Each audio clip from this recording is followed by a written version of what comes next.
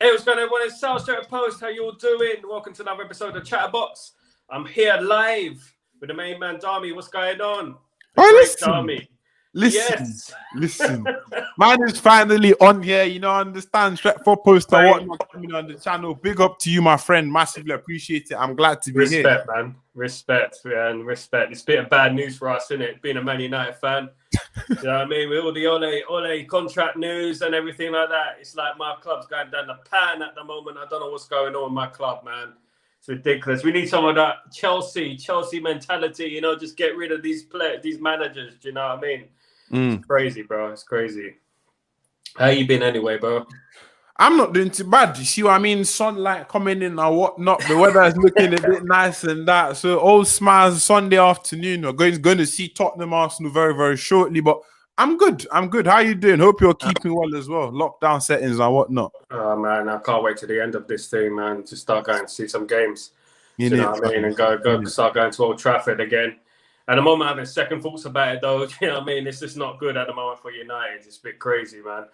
Tell me about yourself, man. You're a Chelsea fan, innit? Big Chelsea fan. You didn't have a great result yesterday. Was it yesterday? Yeah, yesterday, yeah. 0-0 was a bore fest. Chelsea boring us to death yesterday. What's going on, man? Bro, it was straight up boiled chicken breast, no seasoning, no salt, no nothing, fam. It was absolutely plain, bro. Honestly, I was sat there, literally done watch-alongs and whatnot. Bro, it was plain. It was very, very plain. It's something we've been talking about for a while now. Obviously, Tuchel has come in, no L's, absolutely no L's, so you can't really complain too much. But in the grand scheme of things, you need to see a bit more flow. There are quite a few players that were understanded yesterday. They weren't really doing their thing. They went on their game. So I'm literally sat here thinking, you know what? At the end of the day, I can't really say too much more just because we haven't really lost the game yet under Tuchel. Do you know what I mean? But I felt that this lack of scoring goals and whatnot would catch up with us. And it looks like yesterday was an example of that. We could have won that game. We could have taken advantage of Everton losing. Could have taken advantage of West Ham / United, but we're still on the same square. Do you know what I mean? It's kind of frustrating, but hey, recent form says otherwise, to be fair. Yeah, man, it's not too bad. You're not doing too badly under Tuchel, man. Tuchel, were you one of them Lampard in guys, or were you a Lampard out guy? Absolutely not. For me, I was like, you know what? With Lampard, it's time for us to respectfully part ways. You know them ones. I was like, my legend, I've got jerseys in my drawer with his name on the back of them. I've got bare of those jerseys as well. But I was just like, you know what? At the end of the day, things aren't flowing the way they're supposed to. The board had meetings and they had like certain goals they were trying to reach. And Lampard didn't look like he was going to hit those goals. Tuchel has come in and he's absolutely changed up the shop. Tuchel has come in and I'm doing well, Ali. Big up to you, my brother. Tuchel has come into the shop and he's absolutely got players like Christensen, Rudiger. They look like competent defenders. Do you know them ones? All of a sudden, it's a bit crazy what a manager can do, innit, in a few weeks. Exactly. You know what I mean? A good manager. Exactly. So he's out there doing his thing. So I wasn't really Lampard in after a while. Do you know what I mean? I didn't want to do the in or out thing. You know, Arsenal fans made that very popular of the team with Arsene Wenger around that time. I didn't really want to be on that sort of wave, but I just felt like if we're going to stick him to the end of the season with a parted, I just felt like it wasn't going to last as long as people would have wanted it to, because we seem to have just kept on going in a downward spiral. So that's just how I see the whole situation, to be honest. Trust me, bro. But at the moment, at least things are looking up for you guys, man. We're offering new contracts for mediocrity. Do you know what I mean? And flipping the guy, it's like the Glazers don't learn from their mistakes. It's just driving me mad. It's like when he took charge of United, things were going well until we offered him a new contract, and then we're doing the same thing now. We're just like, what's going on with our club, man? What's your opinions on Ole Gunnar Solskjaer? What do you think? Do you think like he's the right man for the job, or do you think he should be gone at the end of the season? Do you know what it is, yeah, bro? Let me be 100% honest with you, yeah, because I tell people I am a football fan, and I've been talking about the standards of football for the past few days, weeks, and I'm like, it has dropped off so massively. United are playing some dreadful football at the moment, and they don't look like winning anything. That's my problem. When you've got Jose Mourinho in the shop, you've got those type of managers, you've got your Allegri's in the building, you've got your Antonio Conte's in the building. When you've got those type of managers, well, see, you could call them sort of negative, you understand? You could call them repetitive, you can call them a bit mundane, you can call them a bit dinosaurish. at least you're going to get some trophies with that. You got a manager in Ole Gunnar Solskjaer, 4 semi-finals, man can't do nothing, hasn't won anything at your club, spending bare amounts of money, getting in the likes of Bruno Fernandes, Donny van de Beek sitting on the bench and whatnot. You've got all these youngsters in the shop, and then you've now got the Glazers giving him a new contract. For me, right as of right now, only right now, yeah, the player quality is what's keeping that man afloat. Fernandes is keeping that man afloat. You understand? That's for me, as an opponent fan, yeah, as an opponent, just strictly a Chelsea fan, I'm happy that he's signing a new contract because that's going to keep your club at a specific level. But as a football fan, I want to see more entertaining stuff. You understand? Look at Guardiola coming to the league and converted into a Farmers League. People said he couldn't do it, but here we are because he's the only one that's actually properly competent. Yeah, Liverpool are very good, and Klopp obviously won the Champions League, won the Premier League, but they've dropped off. You can't only just have one big competitor. This is not the reason why the English league is levels clear of Spain and Germany is because they are not just 2 big hitters. In Spain, you've just basically got Barcelona and Real Madrid. Atletico is sort of there. Then in Germany, it's Bayern and Dortmund. And then in France, it's just PSG. In England, you're meant to have 6 big people, but the rest of them are messing about. So as a football fan, this social appointment is annoying. But as a Chelsea fan, I'm happy to see it because I just feel like we're going to love 2 man next season. That's all it is. Next season, exactly. Tuchel will have a full preseason under his belt, get some signings in there. My goodness me, it's looking worrying for us, especially we've got those stingy owners as well. They don't want to buy any players, and we're just too intent on offering contracts to players. We've got a world-class player sitting on the bench right now, Donny van de Beek. It's pathetic, man. It's pathetic. We knocked out the Champions League first round. What's the point of getting in the Champions League if you're going to get knocked out in the first round? Doesn't make any sense. All that effort we had last season, and we're getting knocked out in the first round. So we're going to do the same thing this season. We'll probably come top 4, no trophies. And then, here we go again, round in circles, deja vu, man, deja vu. So how long have you been a Chelsea fan, mate? Basically all my life. Them ones.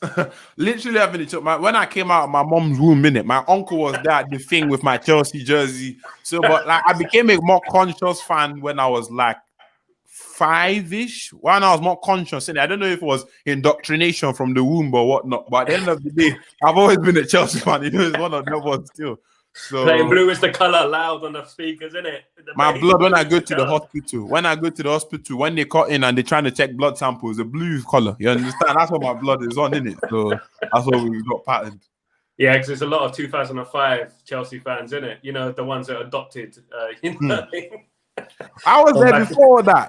Them ones. I was there before the Roman takeover and whatnot. So I call myself authentic. Do you know what I mean? Yeah. That's me in it. So a lot of fans came after that trophy win back in 05, 06 and all that. But hey, we've been here since day dot, bro. You understand? Man. Yeah, man. It's good to have Chelsea anyway on board, isn't it? Gave us a little bit of a challenge for a few years, isn't it? Made it a bit interesting. And unlike Arsenal, Arsenal, they gave us a bit of a challenge here and there, but mate, Arsenal just forget them, man. Forget them. But at the moment, I can't really speak, innit? Well, we're top 4, innit? So we can say top 4. But I feel a bit sick saying that because, I used to banter Arsenal, for doing that. Top 4, top 4, top 4. Do you know what I mean? So tell me about Man United players and stuff. Which player would you like in your Chelsea team? I know you're probably going to say Bruno Fernandes. Which player would get in your team, mate? Get in my team as of right now. Yeah. The thing is, Bruno, for me, I have a very interesting take on Bruno. I tell people, for me personally, as a football player, and people like to misinterpret this from me, I don't really rate Bruno that highly.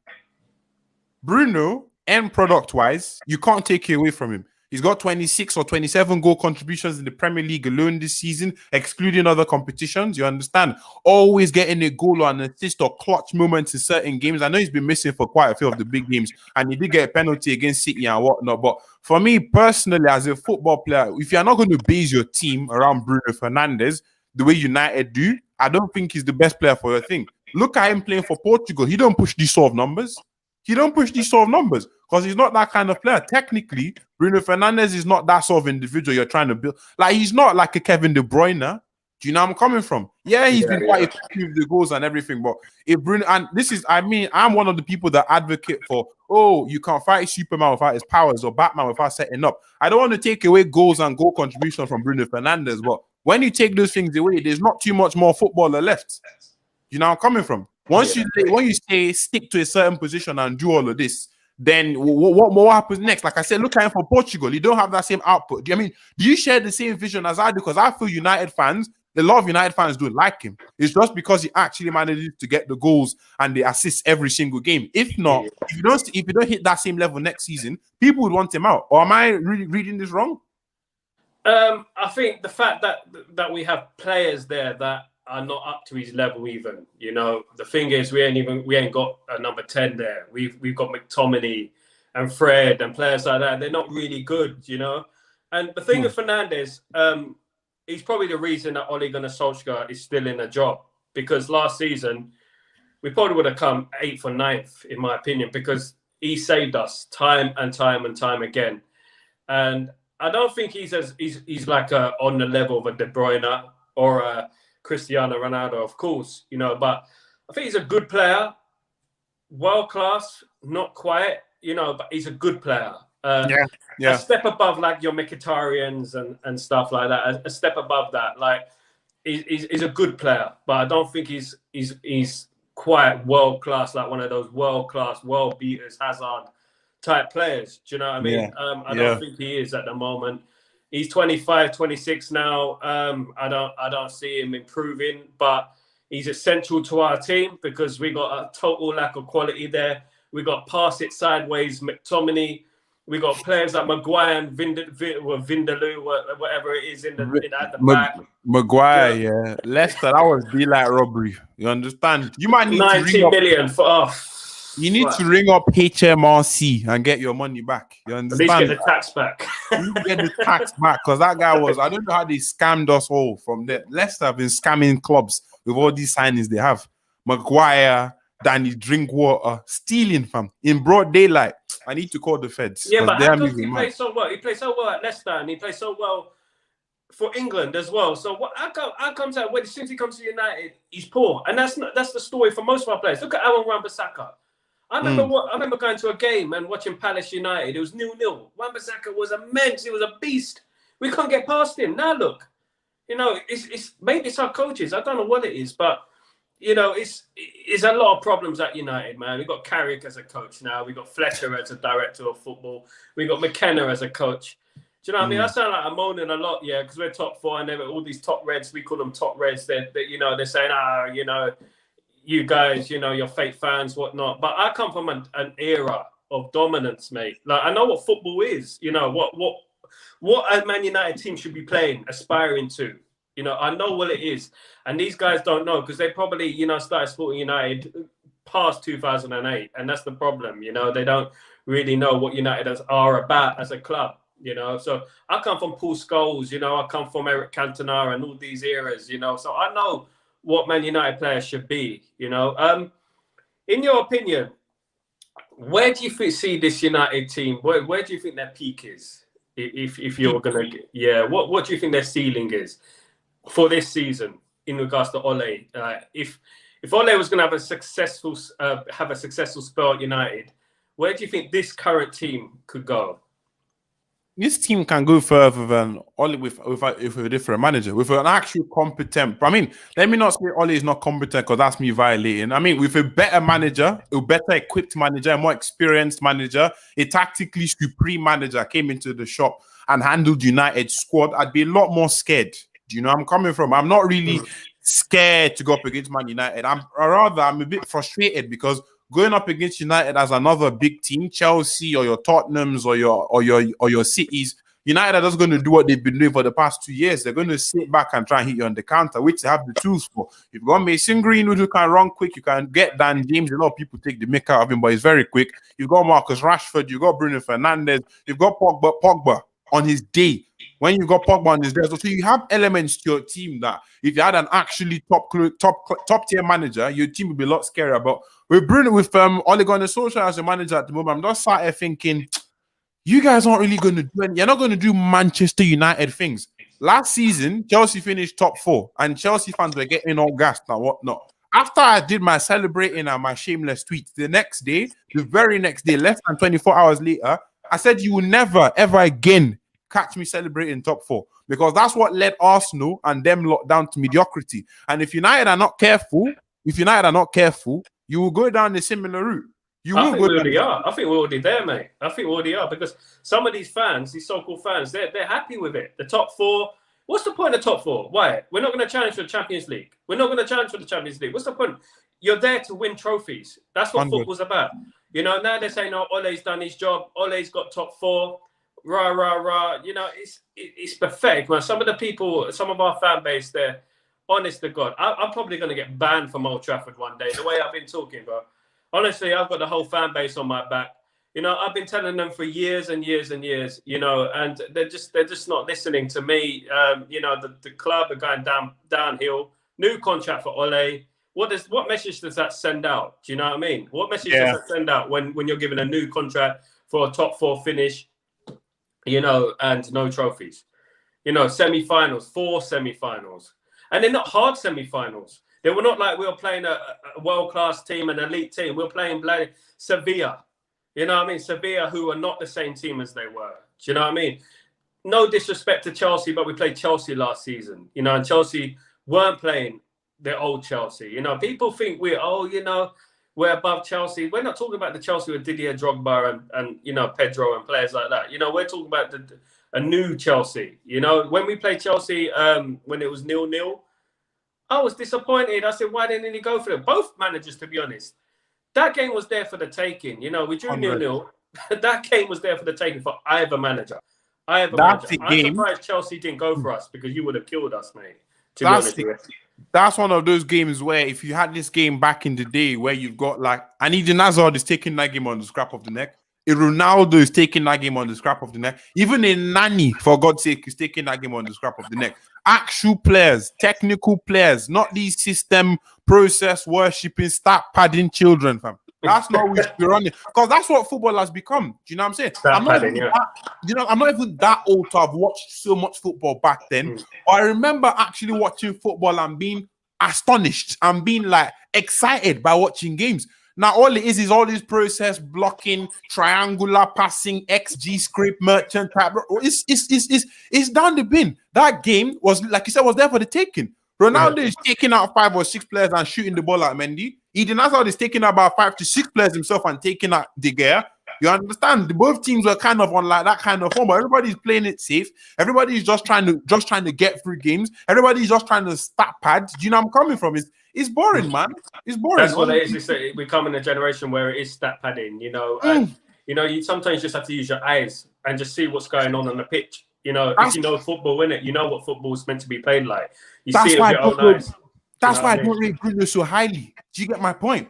That's why I don't rate him that highly. Yeah, he's a good player. And like I say, you can't take away what he's done. That's one thing I cannot do. I can talk about him all I want and say he doesn't have the best final ball and whatnot. But at the end of the day, he has his output. But at what point, like, do you get where I'm coming from? Bruno Fernandes is not a world-class bowler. He's not. No. Honest to God, he's not.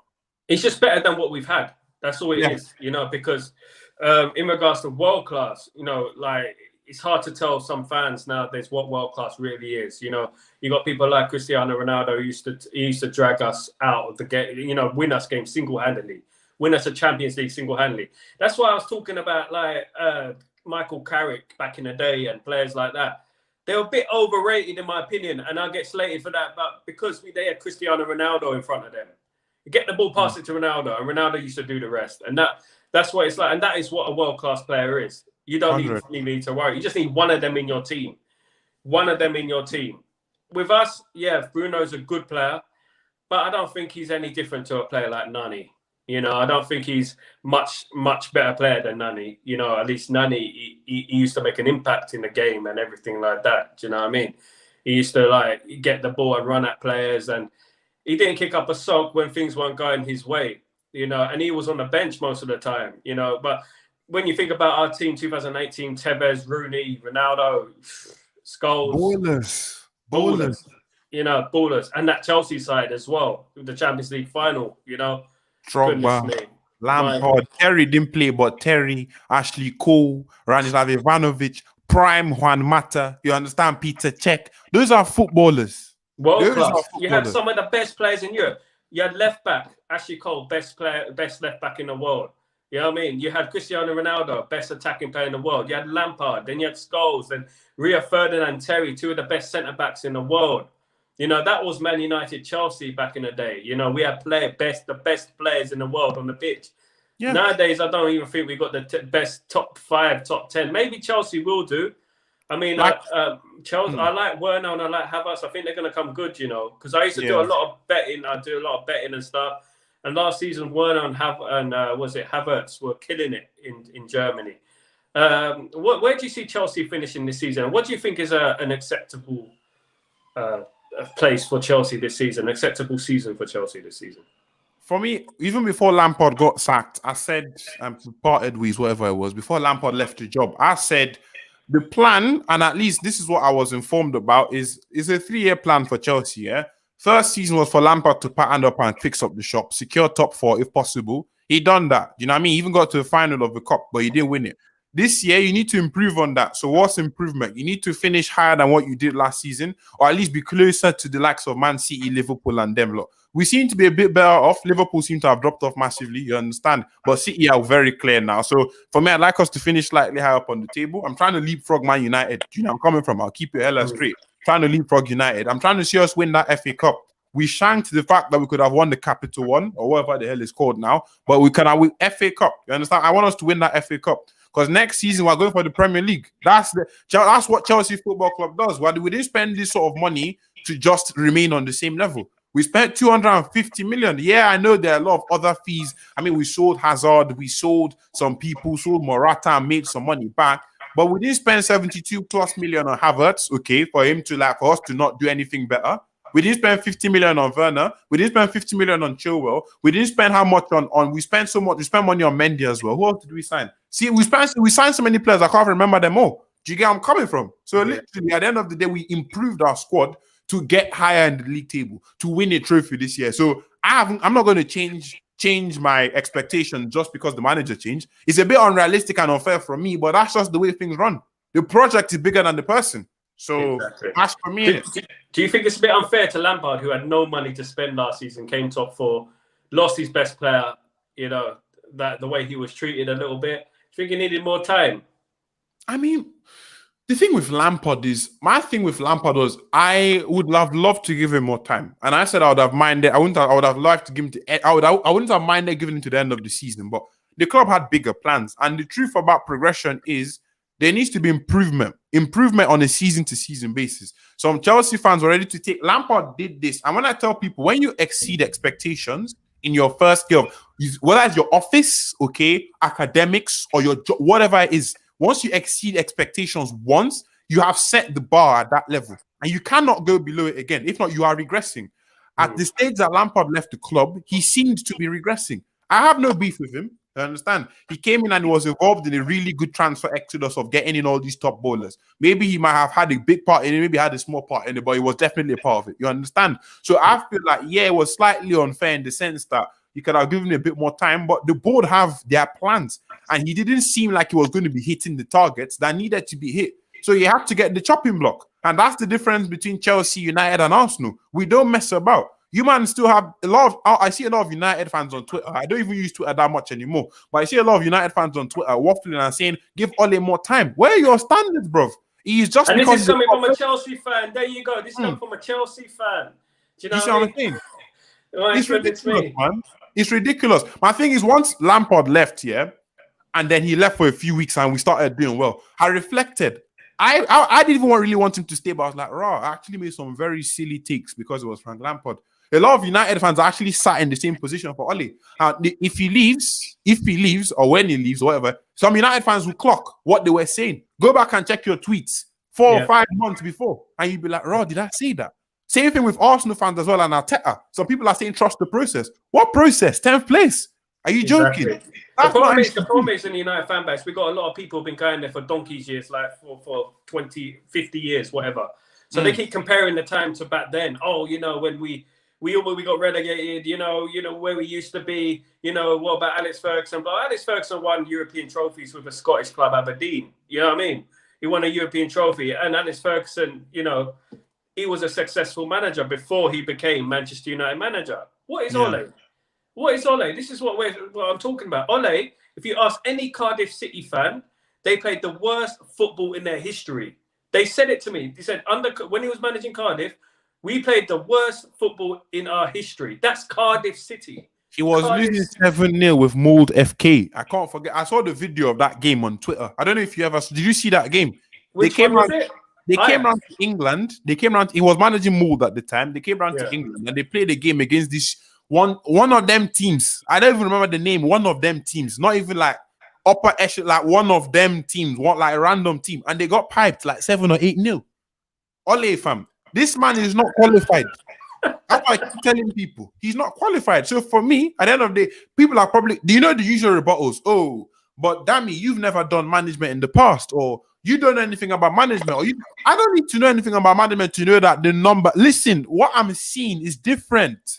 People are talking about Ferguson and all them, man. Things change. Things change. Things are no longer the same way they were before in the past. Exactly. Are you telling me that certain things that are happening now would have happened in the past? Exactly. Football's evolved as well. Football is evolved. You need proper tacticians in there, man. Like, it's no 4-4-2 anymore. Do you know what I mean? Exactly. Yeah, I mean, it's football's changed. You need someone with a bit of brains. But just because Ole Gunnar Solskjaer was an ex-player, they think he knows more than the fans. You know, you don't necessarily have to have played football to know football. And this is the thing. You know, Ole Gunnar Solskjaer might be able to play football, but is he educated in tactics and etc.? All I know is he's got favoritism. He's got his favorites at the club. All I know is he lost to a very, very poor Leipzig side. He lost to a team in Turkey that are getting relegated. Başakşehir, they're getting relegated almost in the Turkish league. You know, there's no excuses for that. And alone, that should have been a sacking offence to be knocked out of the Champions League. Ole, he's just happy to be at that job. He smiles. You see where he smiles. Yeah, he's like he's gassed. He's gassed, in it. He's like, you know, he ain't got the credentials. It's like me becoming a CEO. You know, going from a sales assistant to a CEO. It's you know, you're going to be a bit gassed, and he looks like the sort of man who knows he's not getting sacked. He sits on that touchline and he reads his iPad, and this is the problem. You know, this is the problem with him, bro. You know, it's crazy, but it's a bit peak right now for Man United, especially if he signs a new contract, which he probably is. The rumors are he signed it already. I don't know, but do you know what I mean? Now, quick fire round, man, before we wrap it up, bro. For the Tottenham Arsenal match, Rio or Terry? Rio, Terry. Oh, like defense. Oh, I have to back my boy Terry. Oh, come on. Back Terry. I have to back Terry. You can't catch me out like that. Absolutely not. I have to back my boy Terry, fam. Man is trying to drag me through the mud. You won't catch me like that. Absolutely not, fam. Lampard or Scholes, bro? Lampard. Yeah. Oh, come on, man. Oh my God, you gotta be fair. You know, me gotta call it as it is. Okay, you know what? I'll be fair. Lampard. The guy who takes free kicks and penalties. Scholes didn't take free kicks. Lampard. It's not gonna finish. You're not gonna change your mind, innit? Bro, listen, I really appreciate you coming on today, my man. I really appreciate it and enjoy the game. Hopefully I can get you on again, you know, at a more suitable time and everything like that, because we're all over the place. Obviously, there's bare games today, innit? So you enjoy the game, brother, and I'll speak to you soon, my man. Big up to you, man. Massively appreciate you having me on. You know that one. Big up. Big up, man. Big up.